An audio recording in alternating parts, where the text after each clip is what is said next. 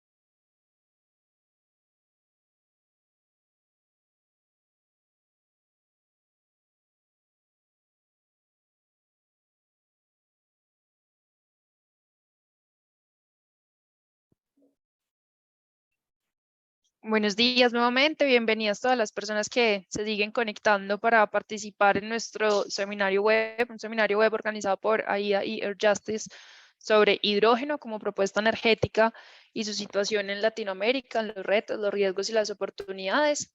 Estamos esperando a que se conecten un par de personas más y ya en 2 minutos comenzamos. Muchísimas gracias, esperemos que les guste y bienvenidos y bienvenidas.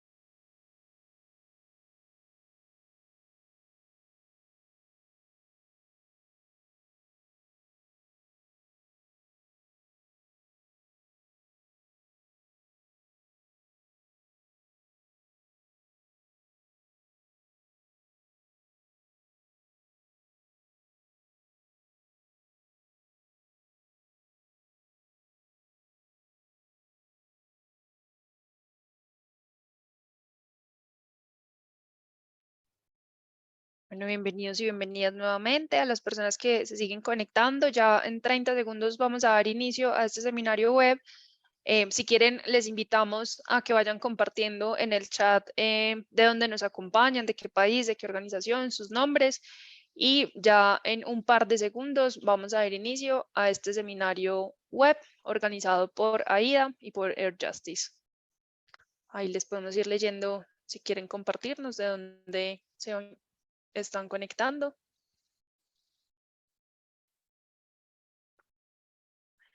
Bueno, y ya con esto entonces vamos a dar inicio a este seminario web sobre hidrógeno, una propuesta energética para Latinoamérica. Queremos entonces dialogar un poco sobre cómo es su situación actual, los retos, los riesgos y las oportunidades.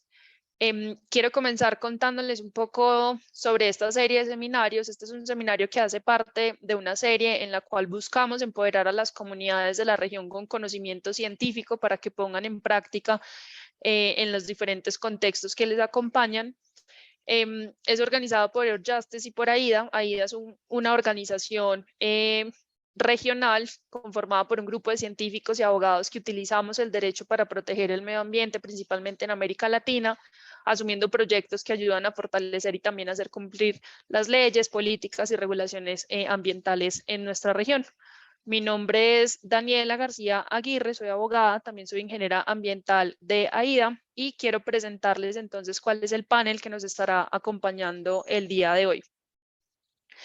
El día de hoy contaremos con la participación de Rolando Castro, abogado y exministro de Medio Ambiente de Costa Rica, que nos hablará un poco de cuáles son las perspectivas del hidrógeno para la región. También tenemos la compañía de Lauren Whitney, científica especialista en medio ambiente del Programa Internacional de Earth Justice.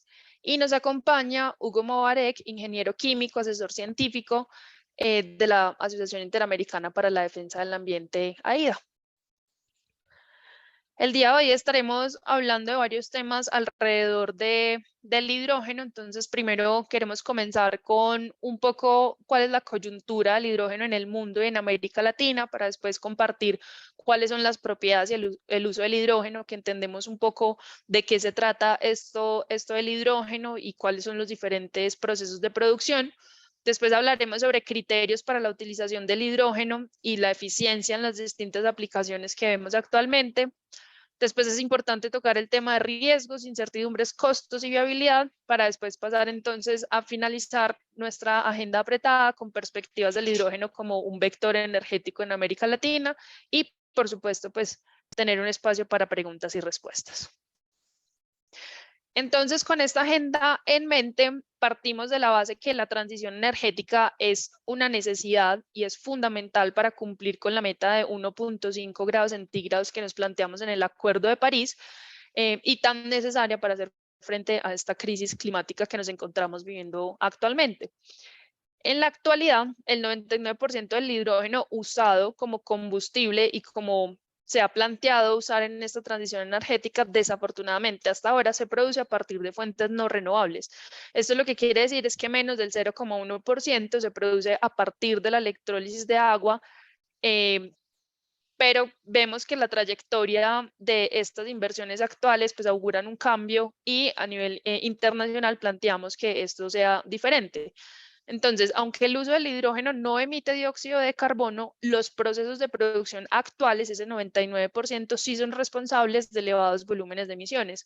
Nada más por dar un ejemplo, en este contexto, en 2019, los sectores industriales y de refinería de petróleo necesitaron más de 4 megatoneladas de hidrógeno aproximadamente para producir principalmente amoníaco, metanol, acero y productos de petróleo refinado.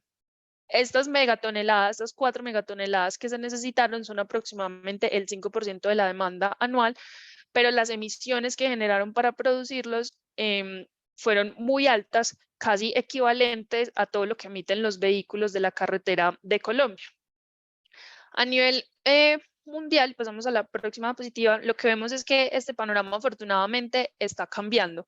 Entonces, acá vemos como estrategias como la de la Unión Europea se plantean climáticamente neutras, haciendo inversión en hidrógeno verde de aquí al 2030.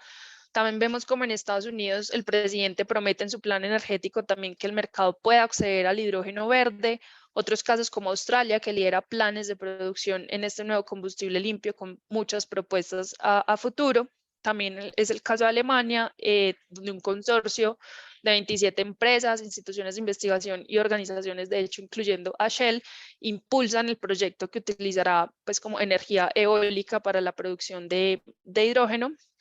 Y China, que también se plantea como como un país que está dando estos primeros pasos del hidrógeno verde en la construcción de megaproyectos, incluso pues también pensando en la importación de hidrógeno verde de otros países.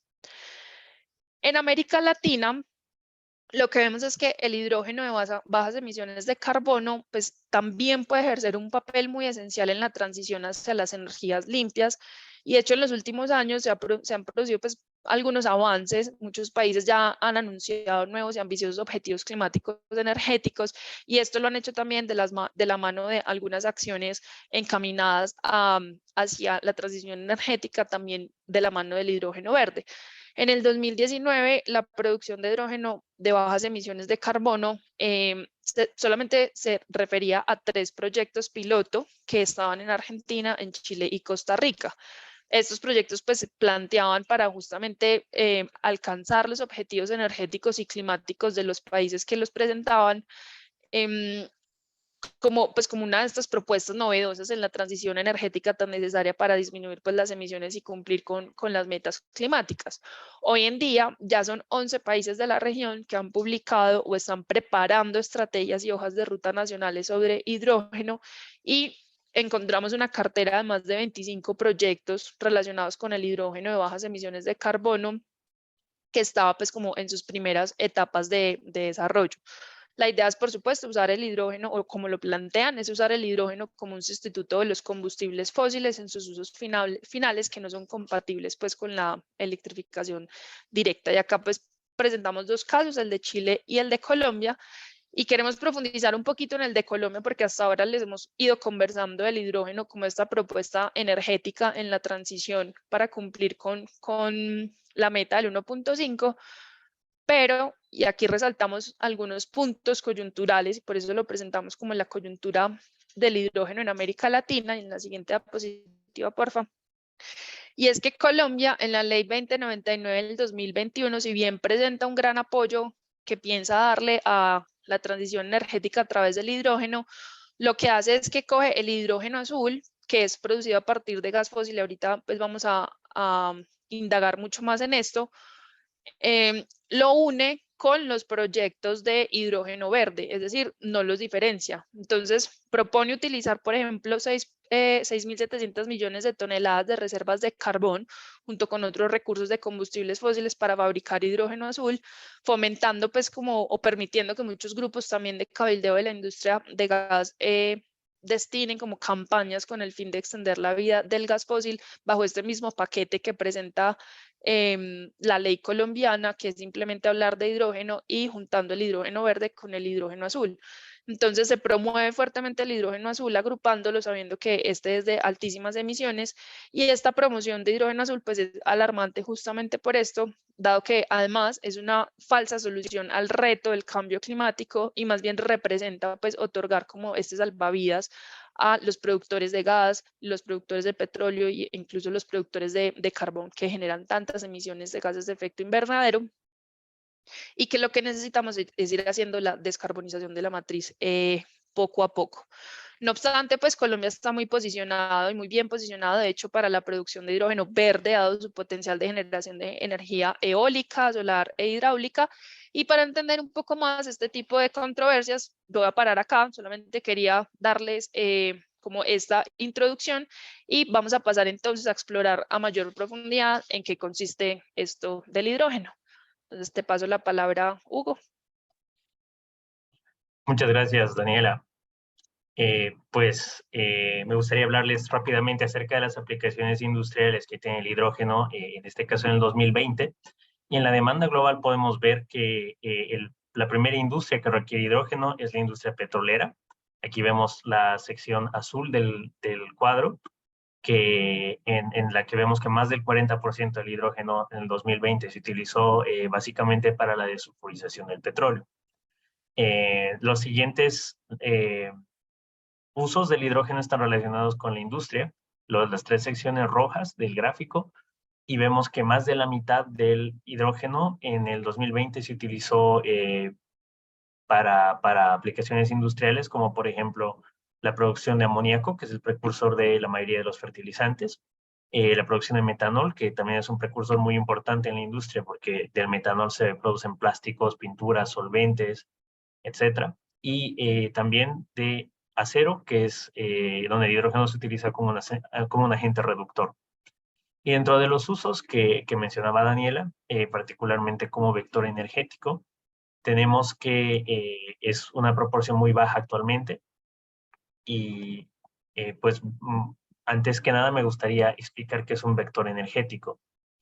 Y los vectores energéticos son sustancias o dispositivos que almacenan energía de fuentes primarias para transportar y liberar la energía posteriormente y además de una forma controlada.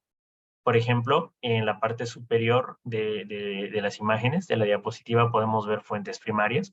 Por ejemplo, la energía solar es una fuente primaria, el viento también, ya que ambas se pueden tomar directamente para transformar, para utilizar la energía en diferentes procesos. La leña es otra fuente primaria, como lo es el petróleo, ya que se pueden quemar, por ejemplo, y directamente entregan energía para la utilización. Por otro lado, en la parte inferior de las imágenes podemos ver una batería, me imagino que esa es una batería de litio, que se utiliza como vector energético, más bien esta no es una fuente primaria, sino es un vector. Otro vector que es esencial en nuestros tiempos es la electricidad, y aquí se plantea que el hidrógeno también puede ser un vector energético. Y es particularmente interesante el hidrógeno, hizo mucho ruido en su tiempo y continúa haciéndolo, precisamente porque la combustión, y solamente la combustión del hidrógeno, sin tomar en cuenta el ciclo de vida completo, pero en la parte de la liberación de la energía, no produce ninguna emisión de carbono, ya que el hidrógeno simplemente se quema para producir agua. Se ha visto mucho, se ha hablado mucho también acerca de los colores del hidrógeno. Que en realidad a lo que hacen referencia los colores es a los procesos para la síntesis del hidrógeno que cada uno daría origen a un diferente color. Por ejemplo, tenemos el hidrógeno verde aquí en la parte izquierda de la diapositiva, el cual se genera por electrólisis, que es la separación de los componentes del agua, hidrógeno y oxígeno, mediante una corriente, y el hidrógeno verde está caracterizado por ser producido por energías renovables. El hidrógeno también se puede producir mediante el mismo proceso, mediante electrólisis, a partir de la red eléctrica. Y realmente, en este caso, el color del hidrógeno o la huella de carbono que está asociada al color depende mucho, ya que la red eléctrica puede estar alimentada, por ejemplo, en un extremo ideal por energías renovables solamente, o bien en el otro extremo por combustibles fósiles. Entonces, realmente el color del hidrógeno producido por red eléctrica depende de cómo se ha producido esa energía eléctrica. Y finalmente tenemos en el lado derecho de la diapositiva tres procesos de hidrógeno que están basados en hidrocarburos de origen fósil. Por ejemplo, para el hidrógeno gris se utiliza el gas natural, que se transforma mediante un proceso que es el reformado con vapor. Y por otro lado, el hidrógeno marrón se sintetiza a partir del carbón, el cual se modifica mediante gasificación. En estos casos es posible añadir un paso después de la transformación para separar el hidrógeno y capturar y almacenar el carbono generado como subproducto de la síntesis de hidrógeno. Y cuando se realiza este procedimiento se denomina al hidrógeno azul, ¿verdad? Que salió de un proceso que viene de un hidrocarburo de origen fósil, pero cuya emisión de carbono ha sido disminuida por captura y almacenamiento. Y como bien mencionaba Daniela hace un momento, realmente más del 99% del hidrógeno producido en el 2020 provino de fuentes no renovables. Esto es de hidrocarburos fósiles. Entonces, para ahondar un poco más dentro de el hidrógeno verde, este es el que se define como el hidrógeno producido mediante electrólisis del agua con electricidad generada sin emisiones de carbono. Aquí es importante hacer la aclaración que esta energía no genera emisiones de carbono durante su operación. Sin embargo, el ciclo de vida completo, esto es muy complicado, ya que la obtención de las materias primas para la infraestructura, la construcción misma, el mantenimiento e incluso la clausura de las operaciones requieren emisiones de carbono. Sin embargo, durante el proceso de operación vamos a entender que las emisiones son mínimas. Y actualmente los desafíos para la producción de hidrógeno verde incluyen, primero, que se necesitan extensiones de territorio más grandes, que en realidad es una desventaja de las energías renovables, sobre todo de la eólica y de la solar fotovoltaica, que requieren extensiones de terreno para más grandes que, por ejemplo, la extracción de hidrocarburos para la generación. Y esto se traduce en altos costos en comparación a los combustibles fósiles. Actualmente se estima que el costo del hidrógeno producido por electrólisis alimentado por energías renovables se compone del 50-70% del costo por la generación de electricidad limpia. Este es actualmente el componente que más contribuye al costo del hidrógeno. Y además es necesario una infraestructura dedicada. Como Lorena nos explicará más adelante, el hidrógeno es eficiente como un componente más de una red de electrificación, eh, pero definitivamente se tiene que construir esta red de transmisión eléctrica.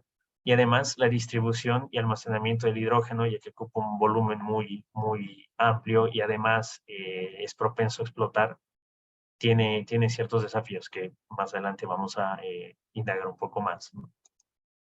Con respecto al hidrógeno marrón, este se obtiene por gasificación del carbón. La gasificación es una oxidación parcial del carbón y particularmente comienza a ser poco eficiente porque este proceso de gasificación requiere energía. Entonces, este es uno de los principales desafíos de la síntesis del carbón, del hidrógeno marrón, y es que es necesario generar energía de alguna manera para poder alimentar el proceso, y ahí comienza a subir la huella de carbono. Además, desafortunadamente, el hidrógeno marrón hereda los problemas asociados a la minería del carbón, que en nuestra región son particularmente importantes por temas de derechos humanos, pero además por los efectos sobre el medio ambiente, que tienen que ver con la disminución de la calidad y la cantidad del agua, entre muchos otros. Y además, el proceso de gasificación del carbón libera dióxido de carbono, monóxido de carbono y otros contaminantes presentes en el carbón. Por ejemplo, existe carbón muy rico en azufre, en mercurio, en arsénico, y todos estos contaminantes se volatilizan y van a parar al aire y al agua. Con respecto al hidrógeno gris, se obtiene de una manera análoga, ya que el hidrógeno marrón se obtiene del carbón, mientras que el hidrógeno gris del gas natural. Y también es un proceso de alta presión y alta temperatura con vapor de agua que se llama reformado, en el cual se sintetiza gas de síntesis, y este gas de síntesis se purifica más adelante para obtener hidrógeno, ¿no? De la misma manera como el hidrógeno marrón, el proceso de gasificación, bueno, en este caso de reformado, requiere energía adicional. Y de la misma manera existen impactos asociados a la extracción del gas natural. Aquí es particularmente importante las fugas de gas natural, que en muchos casos ni siquiera han sido cuantificadas y que pueden superar el 10% de la producción del gas, es decir, de cada 100 litros de gas natural que se extrae en algunas operaciones, a veces hasta 10 o más litros se pierden en el medio ambiente por fugas en toda la cadena de producción. Y, y bueno, eventualmente para este proceso de separación del hidrógeno del gas de síntesis, también se emite dióxido de carbono que proviene del gas natural. Finalmente, con respecto al hidrógeno azul, este es un paso adicional dentro del proceso de producción del hidrógeno marrón o del hidrógeno gris, en el cual se captura el dióxido de carbono como un carbonato, que es un sólido, por ejemplo, puede ser carbonato de calcio, y sin embargo, este proceso tiene bastantes desafíos. Primero, ya que el carbonato de calcio es un sólido y es muy voluminoso por los volúmenes de producción precisamente del hidrógeno, son procesos muy costosos, ya que el transporte requiere infraestructura adecuada y además esta industria podría necesitar altos volúmenes de agua, lo cual la hace particularmente conflictiva en sitios donde no existe mucha agua. Y además, a nivel industrial es complicado superar el 90% de recuperación del carbono emitido. Los procesos más eficientes oscilan alrededor de esta cifra. Finalmente, me gustaría mostrarles este gráfico que sale de un estudio del 2021 que pone en tela de juicio qué tan verde es el hidrógeno azul. Un poco para estudiar, analizar esta propuesta de utilizar el hidrógeno azul como un combustible de transición. Y si ustedes me siguen a la parte izquierda del gráfico, tenemos combustibles fósiles como el gas natural, el diésel y el carbón. Y en la parte derecha tenemos emisiones correspondientes a hidrógeno gris y hidrógeno azul. Lo que se mide en el gráfico son los gramos de emisiones de CO2 equivalentes. Esto es la cantidad de gases de efecto invernadero que se generan por megajulio de energía, por la cantidad de energía que tiene cada uno de estos combustibles. Bueno, combustibles fósiles y el hidrógeno como vector energético. Entonces, lo que primero llama la atención de este gráfico es que en los casos del hidrógeno gris y del hidrógeno azul, las emisiones por cantidad de energía son más altas que los mismos combustibles fósiles. Y esto probablemente se debe a que los procesos de síntesis que vienen muchos de estos a partir de la explotación de combustibles fósiles, que sigue un proceso altamente energético y con muchas emisiones, para entregar un producto que en realidad ha emitido más gases de efecto invernadero en su ciclo de vida, a pesar de que la combustión no emitiría gases de efecto invernadero. Y podemos ver que son particularmente llamativas las emisiones de metano, tanto en el hidrógeno gris y en el hidrógeno azul, porque es muy complicado evitar las fugas. Entiendo que en este estudio analizaron más de las fugas no superaron el 4% en todos los escenarios. Y en el caso del hidrógeno azul se ve que se ha disminuido la cantidad de dióxido de carbono emitido, sin embargo dista mucho de ser cero. E incluso me parece que consideraron un escenario de 80% de recuperación del carbono. Entonces, es muy importante pensar que en algunos casos las emisiones de la síntesis de hidrógeno gris, marrón y azul pueden ser superiores a la de la utilización energética de los combustibles fósiles, que son sus precursores. Finalmente, me gustaría resumir en 3 puntos, 3 aspectos que tienen que ver con la producción de hidrógeno. Primero, que los colores del hidrógeno, esto es, el proceso del hidrógeno, importa mucho. Y para evaluar la huella de carbono del hidrógeno hay que evaluar todo el ciclo de vida. No solamente el paso de la combustión, que evidentemente no genera carbono, sino todo el ciclo de vida del vector energético.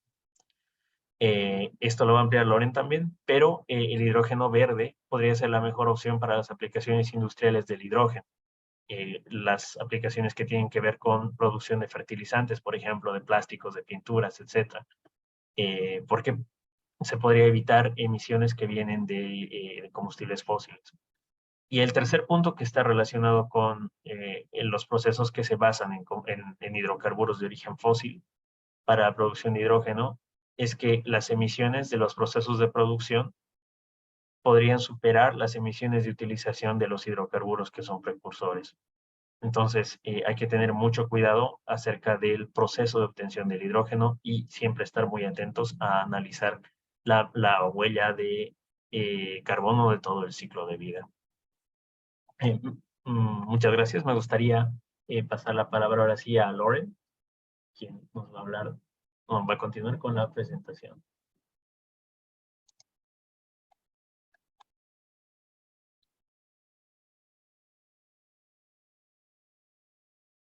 Bueno, muchas gracias Hugo y Dani. Un placer estar aquí con ustedes. Voy a ver si pueden ver la pantalla de ahora. Ok, perfecto. Bueno, sí, mi nombre es Lauren Whitty, vengo de Earth Justice, que es una ONG de los Estados Unidos que usa la ley para promover la justicia ambiental. Y quiero decir antes de empezar que mucho de lo que voy a decir hoy viene del trabajo de mis colegas en Earth Justice. Sasan Sadat y Sarah Gerson publicaron este informe el año pasado que se llama Reclaiming Hydrogen, en que analizaron realmente los usos adecuados para hidrógeno y los usos que realmente solamente son una excusa para extender la vida de gas, como Dani estaba diciendo antes.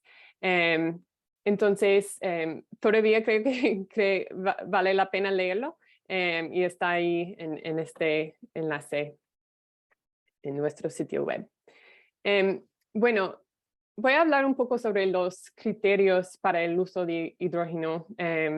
No puedo ser como comprensiva en el análisis hoy, pero creo que tiene sentido como, bueno, ya sabemos que el hidrógeno verde realmente es la única manera de producir hidrógeno en una manera como casi cero carbono.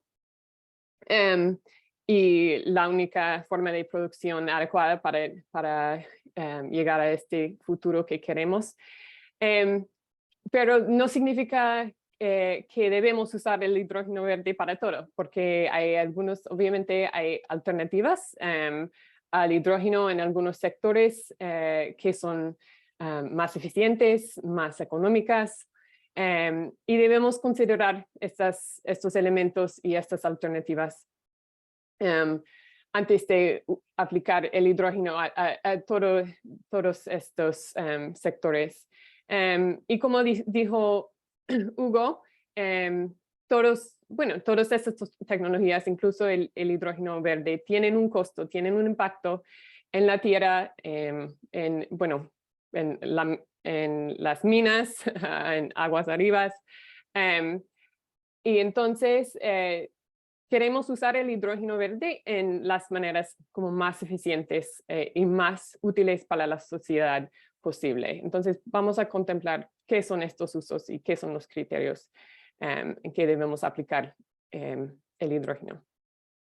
Bueno, básicamente como el criterio macro es si hay una alternativa de bajo o cero carbono más eficiente y económica. Y obviamente estos pueden cambiar con el tiempo, con el desarrollo de nuevas tecnologías, y también no es necesariamente igual para todos los contextos. Hay soluciones que funcionan bien en un contexto y quizás no tanto en otro. Entonces, esto tiene que ser un análisis como evolucionándose con el tiempo y con las nuevas tecnologías. Como subcategoría de criterio quizá es usos que es un uso que minimiza las dificultades de costos y transporte y de almacenamiento de hidrógeno. ¿Por qué? Porque es muy difícil transportar y almacenar el hidrógeno y muy costoso hacerlo. Y hay muchas ineficiencias en este proceso. Entonces, los usos que pueden minimizar el transporte y el almacenamiento y también las dificultades con ellos van a ser más eficientes y útiles. Y otro que quiero proponer aquí es tendría mucho sentido como maximizar la producción de hidrógeno usando energía renovable que sobra de otros usos de energía renovable para la electricidad en la red eléctrica. Entonces, si hay aplicaciones para el hidrógeno que pueden como aprovechar de este acceso de energía, creo que debemos también avanzar estos usos. Voy a dar unos ejemplos de comparación entre el uso de hidrógeno y uso de otras tecnologías y la eficiencia. Aquí podemos ver un ejemplo de la calefacción en un contexto residencial. Abajo puede ver que hay el hidrógeno y y puede ver que hay una pérdida muy grande de energía solamente en el electrólisis. Como dijo Hugo, usa mucha energía este proceso de transformar el agua al hidrógeno. Y entonces hay una pérdida grande de energía en este paso.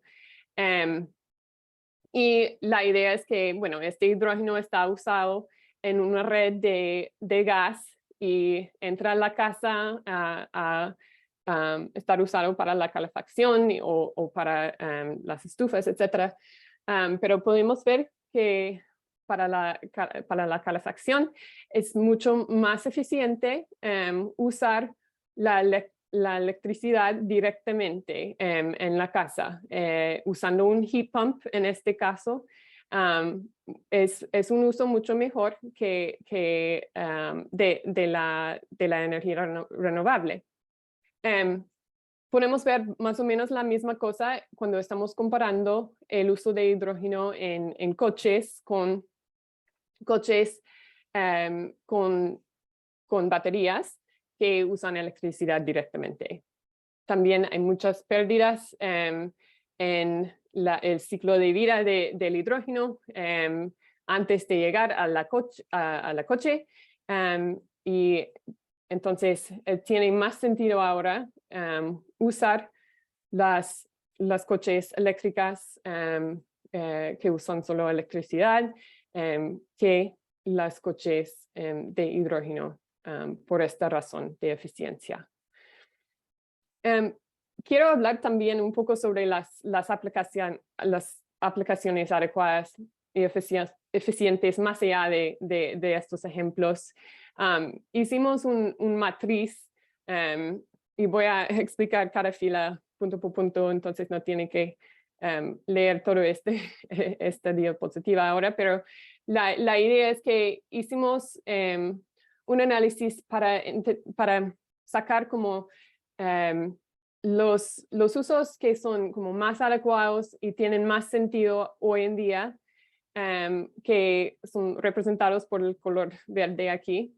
Amarillo quiere decir que los usos son, bueno, que posiblemente hidrógeno puede jugar un papel importante en estos usos, pero que todavía hay preguntas, hay dudas, hay necesidad para más investigación y no es tan claro en este momento si el hidrógeno va a ganar realmente en estos sectores. Y rojo realmente significa que estos usos ya sabemos que el hidrógeno ha perdido en estos usos a otras tecnologías y que no tiene mucho sentido usar el hidrógeno para estos contextos. Bueno, entonces, como dijo Hugo, pensamos que el primer uso que debemos aplicar el hidrógeno es en el reemplazamiento de la producción de hidrógeno sucio hoy. Entonces, como dijo Dani, como dijo Hugo, la producción de hidrógeno produce muchas emisiones hoy. Hicimos esta gráfica que muestra que si el hidrógeno fuera un país, sería la sexta emisora más grande de CO2 en el mundo, que entonces son muchas emisiones. Y también hay cocontaminantes producidas, como dijo Hugo. Entonces tiene sentido usar hidrógeno verde para reemplazar estos usos y esta producción de hidrógeno para estos usos de hoy. Bueno, ¿qué cabe en la categoría amarilla? Bueno, tenemos primero la combustión el reemplazamiento de la combustión de combustibles fósiles en los procesos industriales, como de acero. acero es un ejemplo de una industria que puede usar el hidrógeno y ya está usando el hidrógeno como escuchamos, pero no sabemos si realmente puede reemplazar por completo los combustibles fósiles. Pero creo que el acero también es quizá una excepción, que hay muchas industrias que no requieren temperaturas tan altas, ni el combustible que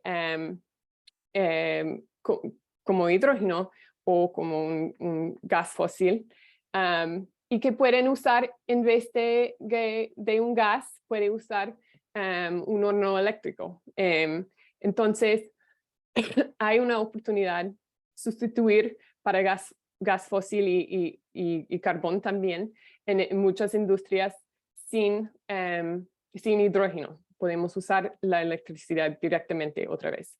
Entonces, es probable que el hidrógeno va a seguir jugando un papel importante y este papel va a crecer en algunas industrias y en algunas partes de estas industrias, pero no es una solución para como toda la industria. Bueno, transporte de larga distancia también. No tenemos como un ganador muy claro en este sector, bueno, para naves, para camiones, para aviones. Sabemos que las baterías son muy pesadas, es difícil recargar una batería en el medio del mar. Entonces hay la posibilidad que hidrógeno puede jugar un papel importante en por lo menos algunos de estos de este transporte, pero todavía hay más pilotos, más investigación necesaria antes de saber exactamente qué va a ganar. Y por último, el almacenamiento de energía renovable de larga duración. Sabemos que es muy importante tener este almacenamiento con energía renovable para los momentos, como siempre dicen, cuando el sol no brilla o hay nubes y no hay mucho viento. Entonces eso es importante. Y hidrógeno puede ser, como estaba explicando Hugo, este vector útil para almacenar esta energía. Sin embargo, hay muchas ineficiencias en este proceso. Y hoy en día hay muchas tecnologías como incipientes que pueden jugar este papel. Entonces todavía no sabemos si esto va a ganar el día con almacenamiento, pero creo que es probable que en algunos casos va a estar utilizado y entonces vamos a ver cómo a qué porcentaje de penetración de este sector llega el hidrógeno. Bueno, y para terminar aquí, las aplicaciones que no tienen sentido, uno es el reemplazamiento o el mezclado de hidrógeno con gas fósil en las redes de gas. ¿Por qué no tiene sentido? Bueno, primero porque solamente se puede mezclar como hasta más o menos 5% bueno, el hidrógeno solo puede llegar hasta ser como 5% del gas en la línea aquí, antes de causar problemas con los gasoductos y también con los electrodomésticos o con las turbinas. Entonces, no es una manera para realmente disminuir la huella de carbono, y también puede generar problemas en estas redes. Entonces, como expliqué antes, tiene mucho más sentido convertir los electrodomésticos, la calefacción, a tecnologías que usan electricidad directamente. Segundo, los automóviles como personales y los buses regionales, ya sabemos que usar las pilas, las baterías usando electricidad directamente son más eficientes y hidrógeno realmente no tiene un papel importante allí. Bueno, unos riesgos y incertidumbres sobre el hidrógeno para complementar un poco lo que ya ha dicho Hugo y Dani. El hidrógeno es, bueno, de alta concentración de energía por masa, pero no por volumen. Entonces, tiene que concentrarlo mucho para generar una cantidad significativa de energía. Vamos a ver cómo esta importancia en su transporte y su almacenamiento. También importante es la temperatura de licuefacción, que es mucho menos que la temperatura necesaria para liqueficar metano, por ejemplo, por GNL. También es muy ligero, mucho más que la gasolina, es la molécula más pequeña que hay. Es muy volátil, entonces busca cómo combinarse con otros elementos. Y estas propiedades hacen que que hay dificultades con contener y controlar el hidrógeno. Primero, el transporte de hidrógeno, como estaba diciendo, es muy complicado. La imagen a la derecha arriba de este gasoducto es lo que hidrógeno puede hacer a los gasoductos.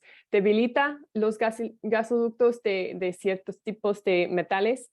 Entonces no se puede como sustituir hidrógeno para gas fósil en los gasoductos sin readecuar los gasoductos o usar como nuevos gasoductos.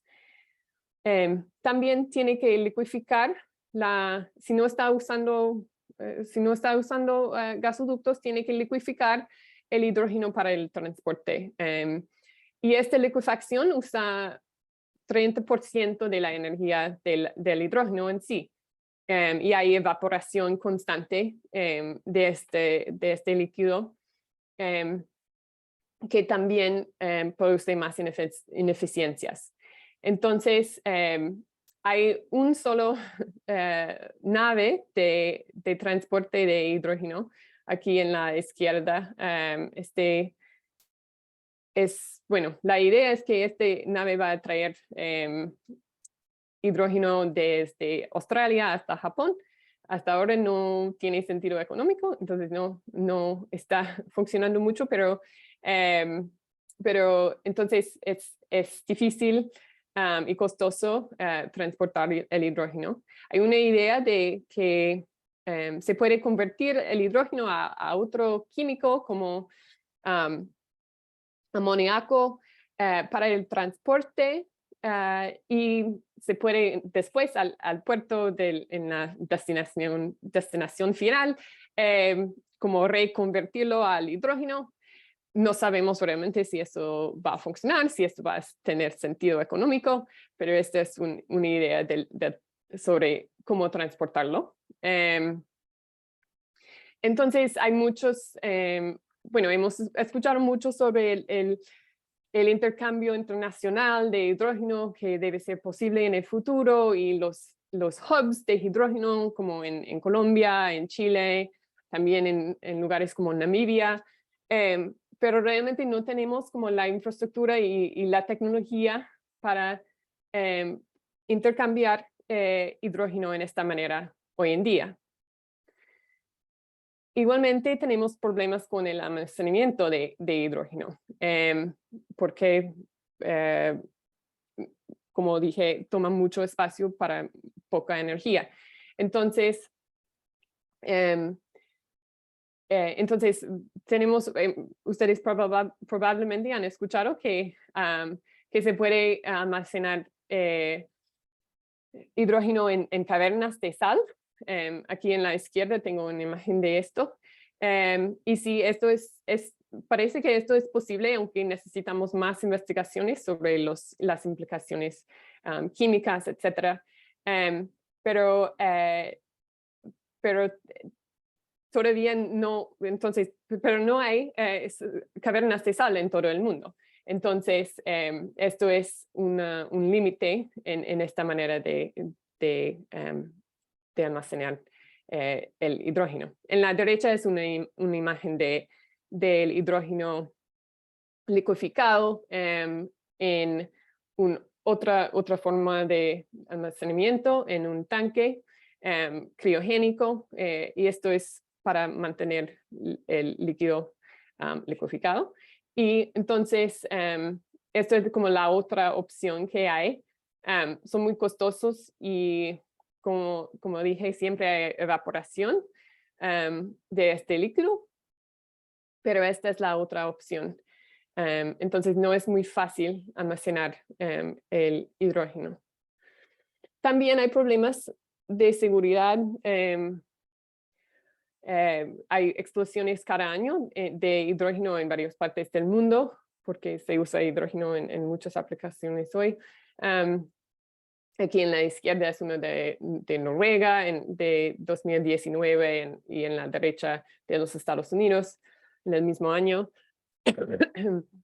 Pero obviamente, bueno, el hidrógeno quema en una densidad menor que el gas fósil. Y esto es preocupante. También quema muy rápidamente y esto es lo que produce estas explosiones. Entonces, obviamente tener grandes cantidades de hidrógeno líquido o amonio en un solo lugar, como en un puerto, puede presentar riesgos significativos. Y también las fugas de hidrógeno de infraestructura también son preocupantes. Entonces, tenemos que tener protocolos de prevención y también protocolos para para manejar cuando hay una emergencia o cuando hay un accidente, porque vamos a ver accidentes. También quiero decir que, bueno, como dijo Hugo, en la combustión perfecta no hay nada más que agua que sale de este proceso, pero también podemos ver que en el mundo real la combustión raras veces es perfecta, solamente en las células de combustión sí, pero por ejemplo en el uso de turbinas no tanto. Entonces esta combustión produce NOx, que es obviamente peligroso para el medio ambiente, tanto para la salud humana. También hidrógeno es un gas de efecto invernadero secundario en sí. Entonces las fugas presentan riesgos también al clima, no tanto como el metano. Entonces no es tan peligroso, pero es importante tener en cuenta. Y hay nuevas investigaciones sobre este riesgo de este verano que pongo aquí, que son interesantes y que muestran que realmente necesitamos más investigación sobre este aspecto del hidrógeno. Y para terminar, solamente quiero decir que creo que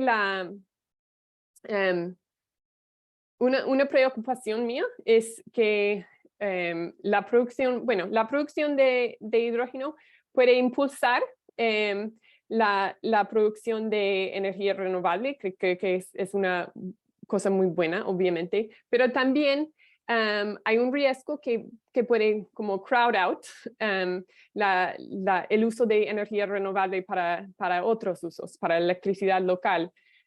Si estamos usando toda la energía renovable en ciertos países para producir hidrógeno para exportación y no estamos usándolo para las necesidades locales, creo que esto va a ser un problema. Y por último, quiero decir que va a ser difícil distinguir entre el hidrógeno verde en el mundo y el hidrógeno azul. No viajan con sus colores. Entonces, vamos a necesitar un sistema de certificación del origen del hidrógeno si vamos a tener realmente un intercambio global del hidrógeno. Y esto va a tener sus propios costos, sus propias dificultades. Pero hay personas que están pensando en cómo diseñar un sistema así hoy. Entonces, para cerrar, solamente agradecer a Aida y decir que creo que es importante, súper importante que, dado la complejidad del hidrógeno y el hecho de que no tienen el mismo impacto ni en la producción ni en el uso para el futuro del cero carbono que queremos, es muy importante que la sociedad civil puede jugar este papel en distinguir entre estos tipos de producción y estos usos para la pública y para los legisladores.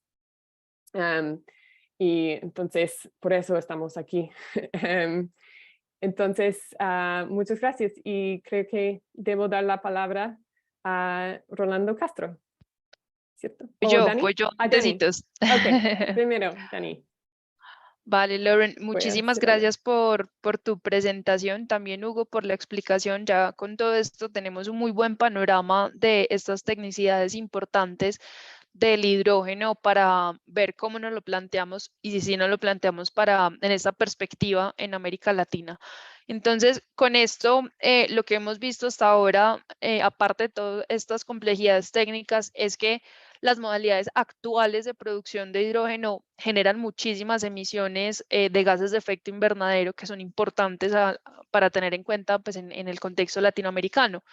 Sin embargo, pues sabemos que algunos países de América Latina tienen el potencial para producir más hidrógeno de bajas emisiones de carbono, incluso pues del que podrían consumir, gracias pues a que igual en estos países tenemos una alta competitividad de recursos de energía renovables. De hecho, por ejemplo, de aquí al 2030, Chile se plantea con esta ambición de producir y exportar hidrógeno mucho más competitivo en el mundo a partir pues, de electricidad renovable, que es el hidrógeno verde pues, que nos estaban presentando.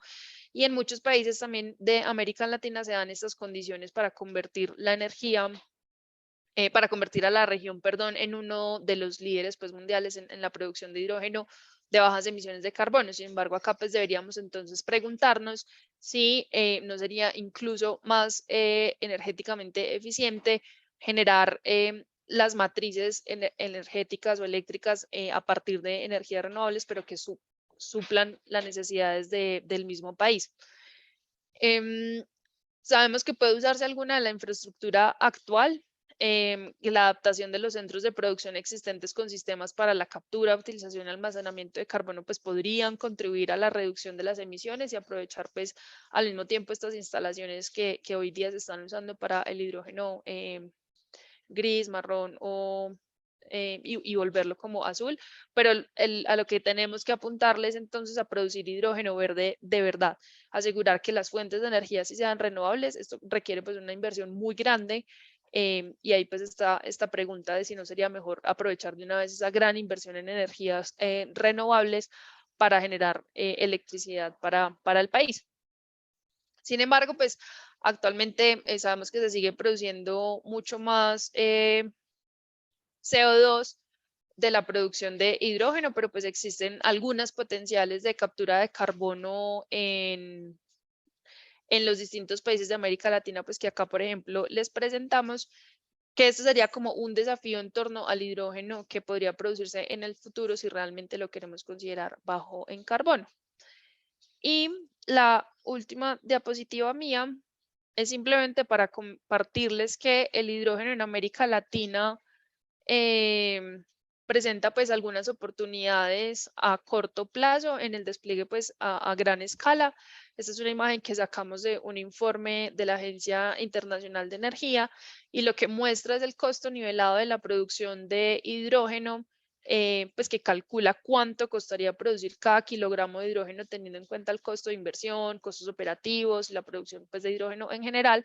Y lo que vemos es que gracias a los abundantes pues, recursos renovables que tiene América Latina, pues hay un gran potencial para que la producción de hidrógeno verde sea competitivo en términos de precio pues que a nivel mundial.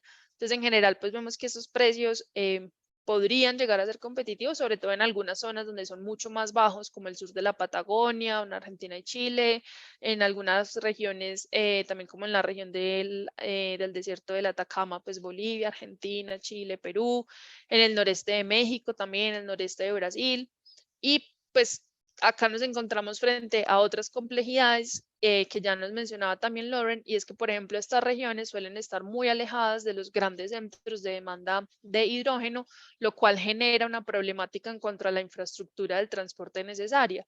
Además de que ya vimos lo complejo que es transportarlo por sus características físicas. Entonces, a largo plazo, América Latina podría contar con una superficie muy amplia donde el hidrógeno pues sí sea competitivo, pero pues tenemos un montón de complejidades que nos llevan a evaluar su viabilidad o no.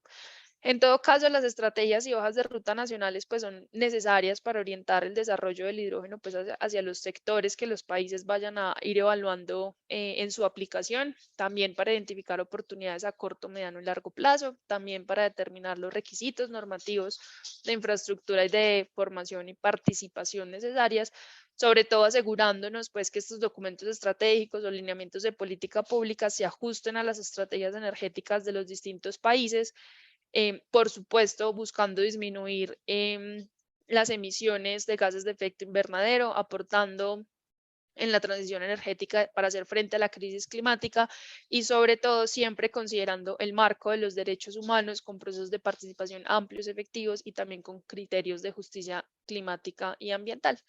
Ya con esto quiero cerrar la presentación para tener la oportunidad de escuchar desde la experiencia de Rolando Castro cómo se plantea esta perspectiva en América Latina. Entonces, Rolando, te doy la palabra. Muchas gracias, Daniela, y muchas gracias a Lauren y a Hugo por esta buena discusión. Creo que siempre son muy valiosos ver las diferentes perspectivas, digamos, de un tema tan actual como el hidrógeno verde, y felicitar a Ida por organizar esta actividad. Pues sí, mucho que decir. Tal vez, bueno, yo creo que la discusión de los colores es muy importante, sobre todo porque yo creo que los mercados internacionales, ¿verdad? Lo que están demandando en este momento es hidrógeno verde. Es decir, los países que han buscado la transición energética, por ejemplo, como Alemania, como Japón, lo que están demandando es hidrógeno verde, ¿verdad? Entonces, el tema de los colores es muy importante, como me gustó mucho el comentario que hacía Lauren de hacer una certificación, ¿verdad? Porque realmente lo que se está buscando es ese hidrógeno verde, y entonces yo creo que aquí Latinoamérica tiene una gran potencial. O como bien lo decía Daniela, tenemos un gran potencial de energía renovable. Somos uno de las regiones del mundo donde existe más porcentaje de energía renovable en nuestra generación eléctrica, ¿verdad? Casi un 60% de promedio, pero hay países como Costa Rica, como Uruguay, como Paraguay, que tienen prácticamente el 100% de su generación. En el último informe que presentó la ADE, de los 20 países que están en lo más alto del ranking mundial, el 60% son de América Latina y el Caribe. Entonces yo creo que esto nos da una idea del gran potencial que tenemos, y además de la necesidad de esa transición energética, porque también hay que tomar en cuenta que todos nuestros países, o la mayoría de nuestros países, perdón, somos dependientes de la importación digamos, de combustibles fósiles, y entonces pues también el desarrollo de nuevas alternativas, tanto de generación eléctrica como de otras alternativas que puedan sustituir esa matriz energética,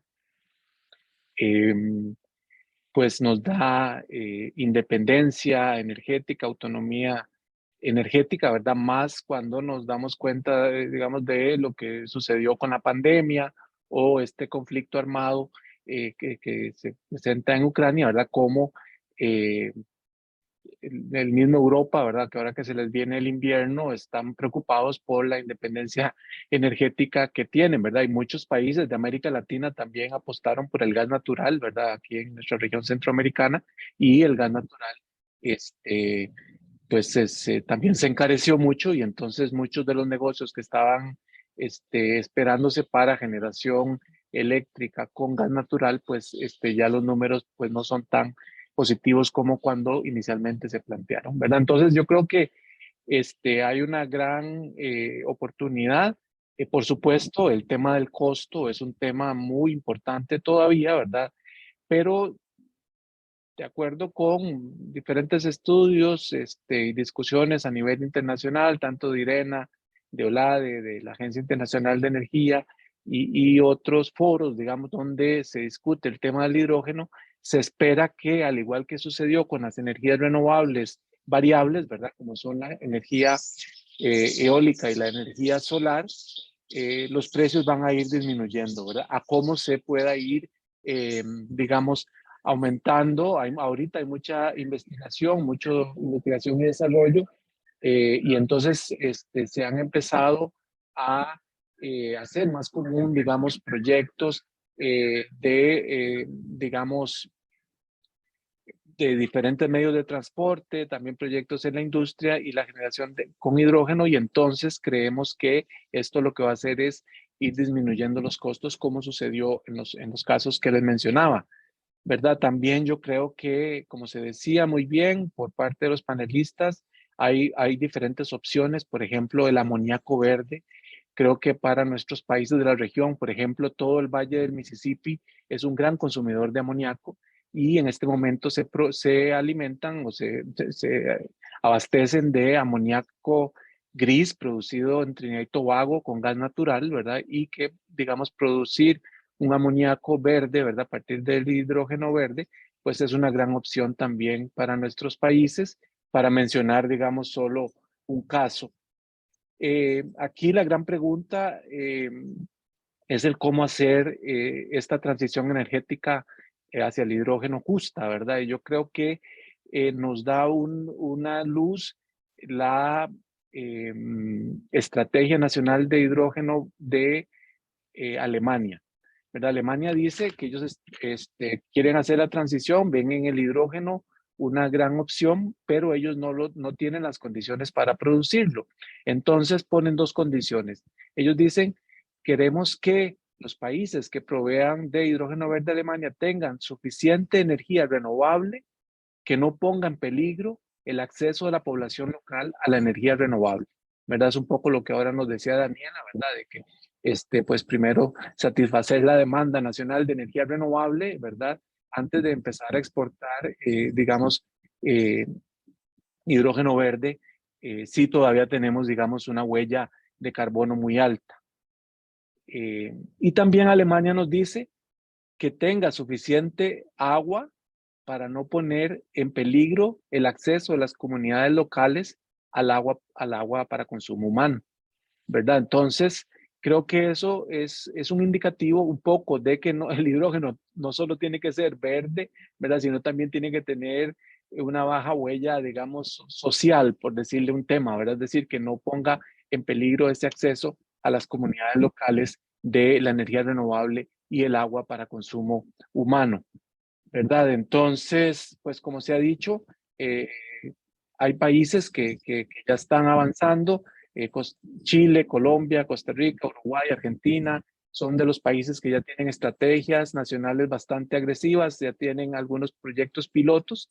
Y yo creo que aquí lo importante para nuestros países es cómo crear ese marco habilitante, esas condiciones habilitantes para el desarrollo de una economía del hidrógeno, ¿verdad? Yo quería comentar un poquito el caso de Costa Rica, donde estamos en la elaboración de la estrategia nacional, ¿verdad? Del hidrógeno, pero también se han venido desarrollando en los últimos años, por ejemplo, las normas técnicas, que son muy importantes para los temas de almacenamiento, todos los temas de,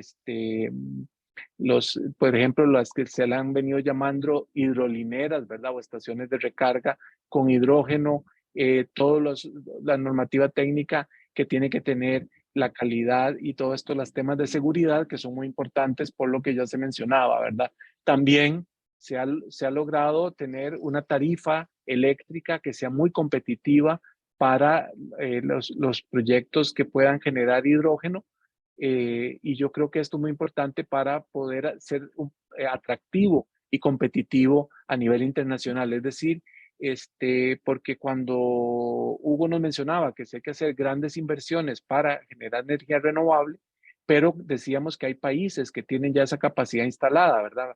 En el caso de Costa Rica tenemos tanto casi un 100% de energías renovables como una capacidad instalada suficiente para no tener que necesariamente hacer inversiones inmediatas para el tema de generar hidrógeno. Entonces yo creo que también eso puede ser una ventaja competitiva y existe en este momento un proyecto de ley ya aprobado en primer debate por la Asamblea Legislativa donde se da una serie de incentivos y estímulos, digamos, legales para generar una economía del hidrógeno verde en Costa Rica. Y también tenemos exoneraciones ya en este momento aprobadas por otras leyes para una serie de equipos que pueden facilitar el tema de la economía de hidrógeno, ¿verdad? Entonces yo creo que todo esto, en el caso de Costa Rica, lo vemos porque creemos que el hidrógeno contribuye a el Plan Nacional de Descarbonización de la Economía, que tiene una meta al 2050 de ser una economía descarbonizada, y el hidrógeno es uno de los elementos que nos puede llevar hacia allá, ¿verdad? Pero obviamente no es el único. Entonces, tal vez para finalizar, yo creo que, bueno, con todos los también tomando en cuenta los elementos que nos mencionaba los panelistas, que todavía hay que investigar más o hay que mejorar, creemos que el hidrógeno no es una opción, no es un vector de energía para el futuro, sino pues prácticamente ya es para el presente, ¿verdad? Donde ya hay experiencias muy interesantes, hay tecnologías también para que se están desarrollando y probando para trenes, para barcos, para aviones, para, digamos, containers de carga, ¿verdad? Que pueden ser muy interesantes, también opciones en la industria. Hay mercados interesantes, ¿verdad? Como decía yo, en el sector agrícola de los Estados Unidos, como Alemania o como Japón. Esto nos puede dar, como decía, independencia, autonomía energética. Me gustó mucho la idea porque nosotros también en Costa Rica lo hemos pensado, el tema de ver en el hidrógeno una forma de almacenamiento de energía, ¿verdad? Nosotros tenemos una matriz eléctrica que está muy basada en la hidroelectricidad, ¿verdad? Y la hidroelectricidad es temporal, ¿verdad? Entonces, tenemos 8 meses de lluvia, pero tenemos 4 meses de estación seca y entonces el hidrógeno puede cambiar esa estacionalidad de nuestra matriz eléctrica, ¿verdad? Y podríamos buscar en el hidrógeno un almacenamiento. Habrá que ver, por supuesto, como bien lo decía Lauren, la eficiencia que esto puede tener, ¿verdad? Pero yo creo que es también un atractivo muy interesante. Y creo que entonces hay mucho potencial para América Latina y yo creo que también sí, como región, podemos, digamos, también trabajar conjuntamente, hacer intercambios de buenas prácticas, de experiencias, también de no, no tan buenas experiencias, podríamos como región, digamos, también crecer en ese potencial y buscar esos mercados que están allí en forma conjunta, ¿verdad? Y posiblemente, pues, superando y buscando cómo superar esas todavía limitaciones que puedan existir para el hidrógeno, pero obviamente es una, digamos, perspectiva muy interesante para esa transición energética justa que pues estamos buscando en América Latina y que nuestra región siga siendo líder en el tema. Muchas gracias y cualquier cosa, pues en la sección de preguntas y comentarios podemos avanzar más.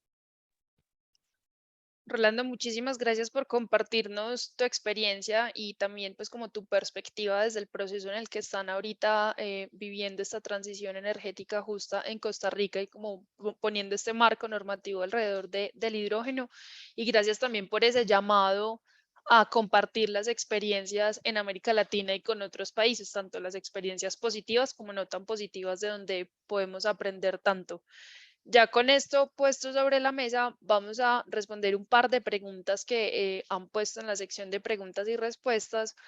Y la primera está basada en esto de la posibilidad de usar el hidrógeno como almacenamiento, pues como esta herramienta para almacenamiento de energía. Entonces nos preguntan, Giselle, si el hidrógeno puede en este sentido sustituir el litio en las baterías. No sé si Hugo o Lauren nos quieran ayudar con esta pregunta. Excelente, Dani. Pues con respecto a la sustitución del litio, sí existen baterías que utilizan, por ejemplo, níquel e hidrógeno en vez de níquel, litio y cobalto. Sin embargo, se utilizan para aplicaciones más de mayor volumen.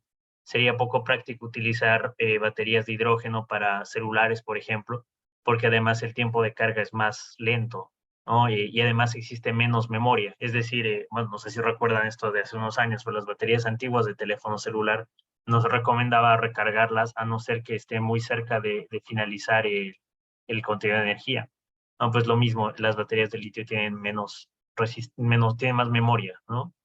Pero bueno, tal vez hay una confusión con las celdas de combustión de hidrógeno, que es en realidad donde se realiza la combustión más limpia, con menos fugas de hidrógeno y además la que es más eficiente en términos energéticos. Y evidentemente creo yo que tienen aplicaciones distintas porque el litio puede empaquetar en una batería mucha energía y es muy portátil, mientras que para una celda de combustión de hidrógeno se tiene que alimentar de hidrógeno constantemente.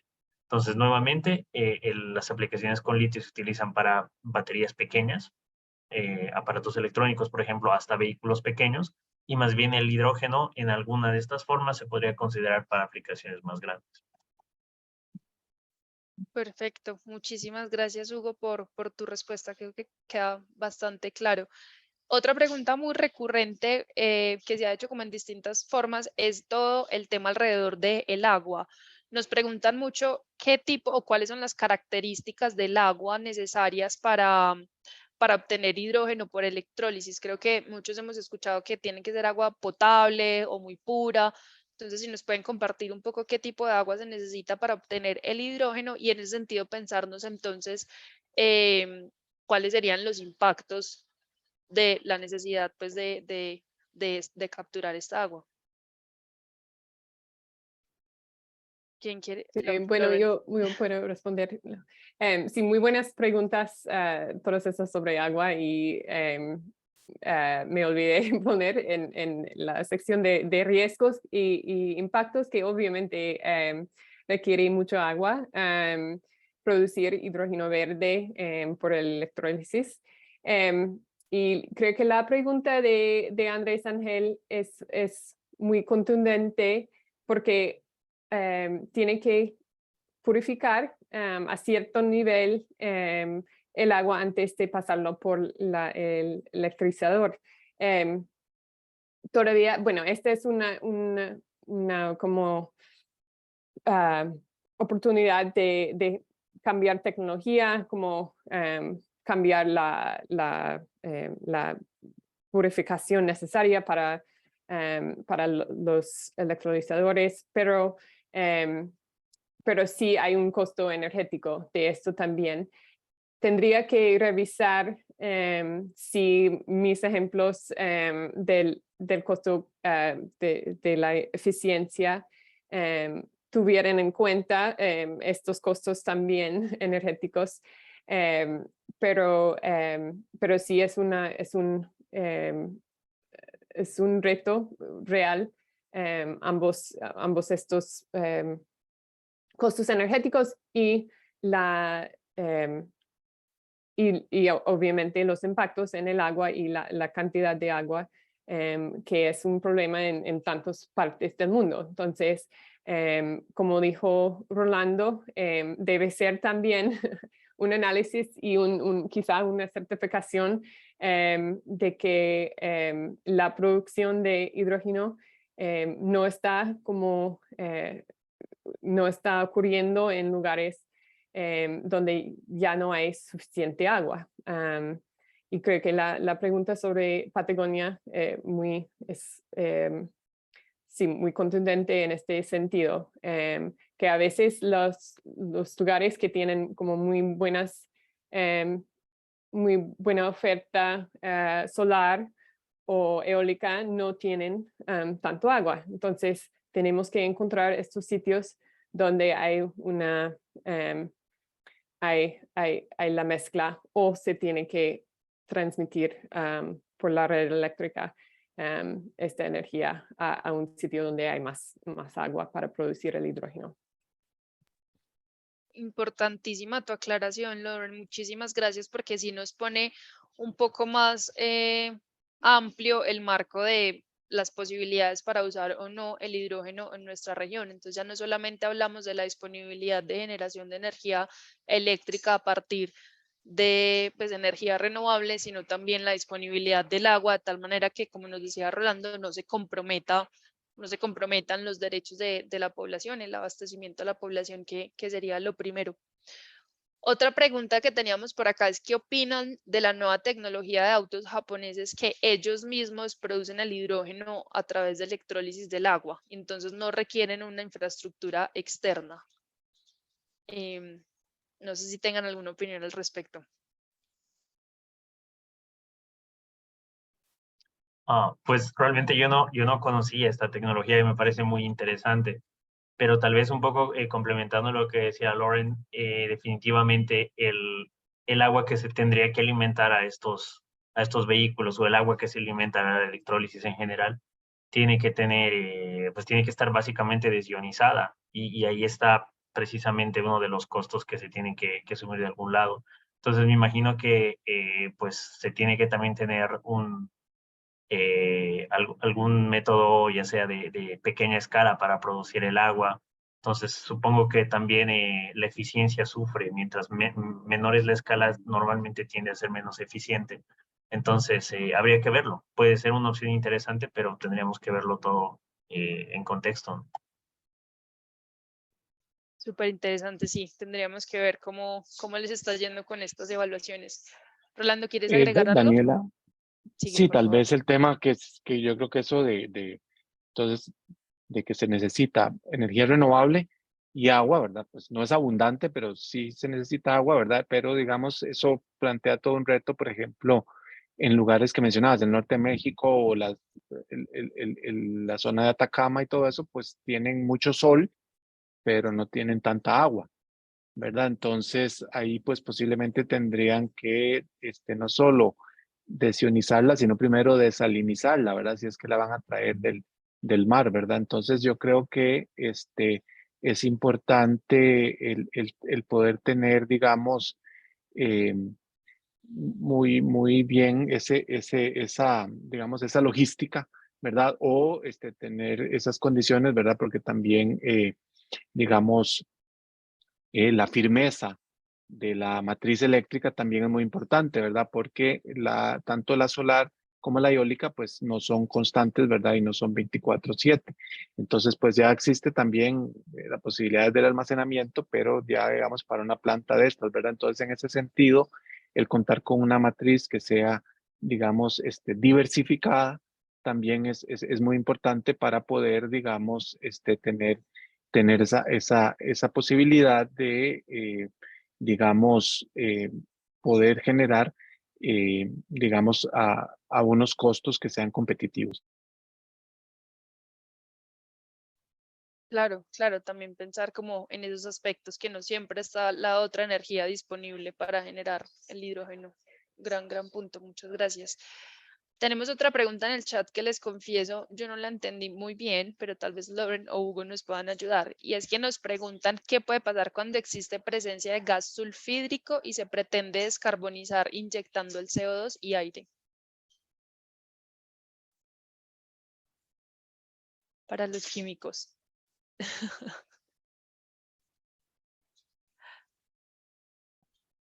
Creo que no está claro el proceso. Tal vez si María puede aclarar a qué se refiere. Tal vez esto es a la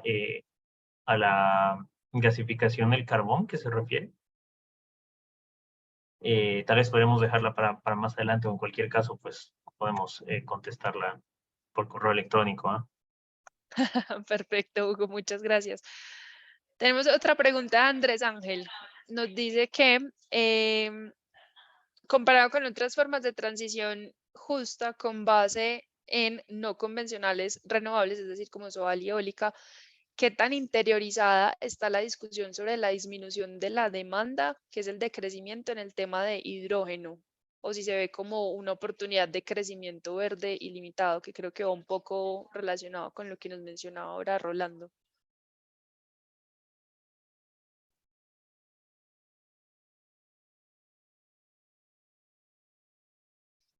Yo acá me atrevo a decir un poco que pues que sí se entiende, pues que podríamos llevarnos a pensar que la producción de hidrógeno verde sí implica una mayor demanda energética. Entonces, por ese lado, pues si bien sí estamos mirando cómo generar electricidad a partir de fuentes renovables no convencionales, pues sí, claro, está esta discusión si queremos generar aún más energía también para la producción de hidrógeno o vemos otras alternativas de cómo suplir esas demandas energéticas de otra forma.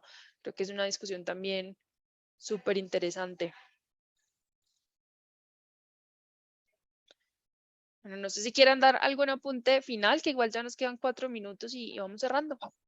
Tal vez decir que, bueno, cada caso es diferente, ¿verdad? En cada país, dependiendo de su matriz eléctrica. Yo sí creo que, por lo menos en el caso de la nuestra, vemos como mucha opción, digamos, el tema de la generación de hidrógeno, por ejemplo, en las noches, ¿verdad? Cuando el consumo es muy bajo, ¿verdad? Entonces, eso podría eficientar la matriz energética, es decir, podría eficientar el sistema eléctrico nacional, a lo cual, digamos, eso podría, al haber más ventas en periodos donde no había ventas antes, es decir, esta venta incremental podría significar también tarifas más competitivas para el sector industrial y el sector doméstico y de servicios. Y entonces, pues esto, digamos, haría mucho más eficiente el sistema, ¿verdad? Y también, pues en el año también se podría planificar digamos, la generación de hidrógeno, digamos, a meses, por ejemplo, donde hay tanta lluvia y tanta agua, porque puede, digamos, digamos, el agua no se utiliza completamente para la generación eléctrica, sino que se deja, digamos, correr porque no hay demanda, ¿verdad? Entonces, esto podría ayudar a hacer más eficiente el sistema y a que las tarifas sean mejores para todos, ¿verdad? Entonces, también esto podría ayudar a electrificar la industria, ¿verdad? Que es uno de los objetivos de descarbonización que tenemos y obviamente también el transporte, ¿verdad? Porque al haber tarifas más competitivas, pues pueden competir con tanto a nivel de calderas, de hornos, de calentadores, pueden competir con los hornos y calentadores de otros combustibles fósiles. Entonces, puede ser una situación, digamos, también de bien planteada como de win-win.